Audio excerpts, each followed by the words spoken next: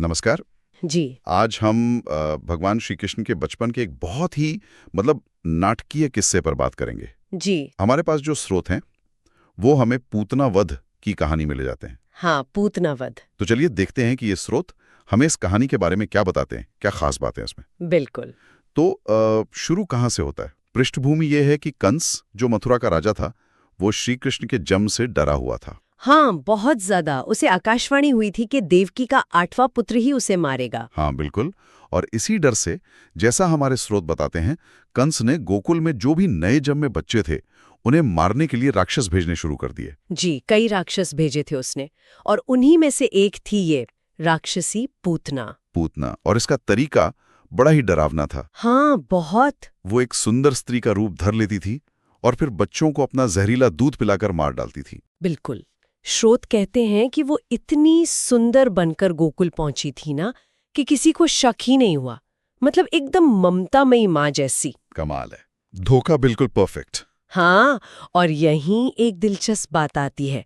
पूतना ने श्री कृष्ण को देखा तो उसे लगा ये तो बस एक साधारण सा प्यारा सा बच्चा है। मतलब उनकी असलियत, उनका ईश्वरत्व वो नहीं पहचान पाई। स्रोत साफ कहते हैं कि श्री कृष्ण तो विष्णु के अवतार थे, पर उनकी माया, उनकी लीला ने पूतना को भी भ्रम में डाल दिया। अच्छा।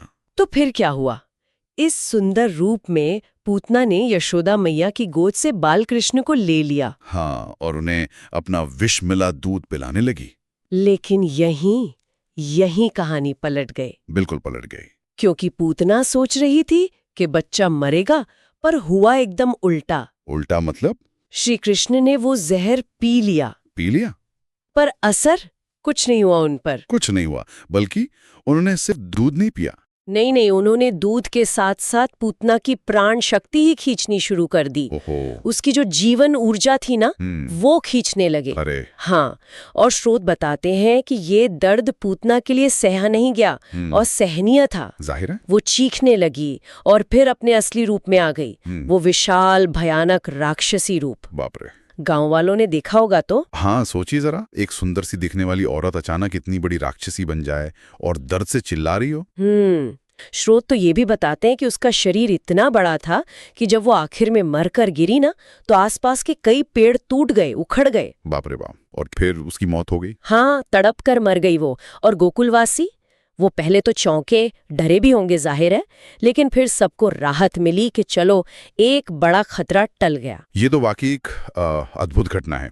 तो अगर हम इसे सिर्फ एक राक्षस को मारने की कहानी से थोड़ा आगे बढ़कर देखें तो क्या सीख मिलती है इससे? मुख्य बातें क्या हैं? देखिए, मेरे ख्याल से सबसे पहली और साफ बात तो ये है कि जिसकी रक्षा भगवान खुद कर रहे हों, उसे कोई बाहरी ताकत, चाहे वो कितनी भी ताकतवर हो या कितनी भी धोखेबाज हो, नुकसान नहीं पहुंचा सकती। सही बात है।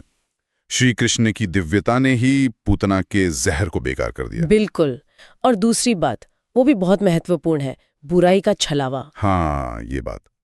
पूतना सुंदर बनकर आई थी, एक माँ जैसी, जो विश्वास और पवित्रता का प्रतीक होता है। जी, लेकिन बुराई चाहे कितना ही अच्छा मुखौटा पहन ले, आखिर में सच सामने आ ही जाता है। स्रोत यही दिखाते हैं कि बाहरी सुंदरता के पीछे जो दुष्टता छिपी थी, उसका अंत होना ही था। तो ये सिर्फ एक फिजिकल लड़ाई नहीं थी, ये धोखे पर सच्चाई की जीत थी, अधर्म पर धर्म की। बिल्कुल सही कहा। कुछ व्याख्याएं तो ये भी कहती हैं कि श्री कृष्ण के स्पर्श से ही पूतना को मुक्ति मिल गई, मोक्ष। अच्छा, किस लिए? क्योंकि उसने माँ के रूप में भले ही बुरे इरादे से, पर उन्हें दूध पिलाया था। हमारे स्रोत इस पर ज्यादा नहीं कहते, पर यह विचार बुराई के प्रति भी एक तरह की करुणा दिखाता है। ये तो बहुत गहरा अर्थ है। मतलब ये कहानी सिर्फ कृष्ण की शक्ति नहीं दिखाती, बल्कि इसमें विश्वास, धोखा, रक्षा और यहाँ तक कि मोक्ष कहीं परतें। हाँ, बिल्कुल। और ये हमें सोचने पर भी मजबूर करती है ना? जैसे आपने शुरू में कहा था, स्रोत में पूतना के अलावा और भी राक्षसों का जिक्र है। हाँ, तृणावर्त, वकासुर, अघासुर, कालिया नाग भी। जी, तो सवाल उठता है कि क्या ये अलग-अलग राक्षस जीवन में आने वाली अलग-अलग तरह की बुराइयों या चुनौतियों के प्रतीक थे? ये सोचने वाली बात है। हर राक्षस का वध शायद किसी अलग तरह की बुराई पर जीत दिखाता हो। हाँ, हर संघर्ष की अपनी क्या खासियत रही होगी, इस पर विचार करना वाकई दिलचस्प